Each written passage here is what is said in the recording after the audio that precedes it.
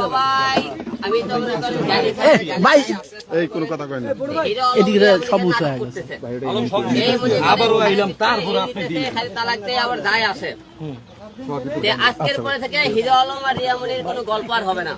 যে কোনদিন গল্প হয় তারপরে আপনারা বলবেন কেন হলো হিরো আলমের যত মান সম্মান ছিল সব হারাইছি। আজকে একটা মেয়ের কারণে আজকে আমি ধ্বংস হয়ে গেছে। আজকে আসে হিরো আলম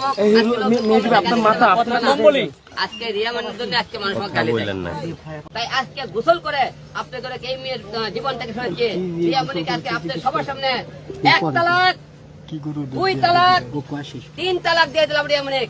এবং রিয়ামনির এই কাগজ আজকে যেহেতু কোর্ট পর্যন্ত কাজ উকিলের কাছে সব কমপ্লিট করছি, কালকে আমরা এফিডেভিট করে কোর্ট থেকে 3 মাসের মধ্যে সে কোর্টের মাধ্যমে সেই কাগজ। হিরো আলম ভাই রিয়ামনিকে তালাক দিয়ে দিল। 1 তালাক 2 তালাক 3 তালাক বইলা রিয়ামনিকে তালাক দিয়ে দিল। মানে ভাই কি যে কমু, এই ফেসবুকের নিউজ ফিডটা হয়ে গেছে হিরো আলমের রিয়ামনির, নয়তো বা প্রিন্স মামুন আর লাইলা চাচি। এরা মানে একদিন পর পর কাহিনী করবে আর নিউজ ফিডটা গরম হয়ে যাবে।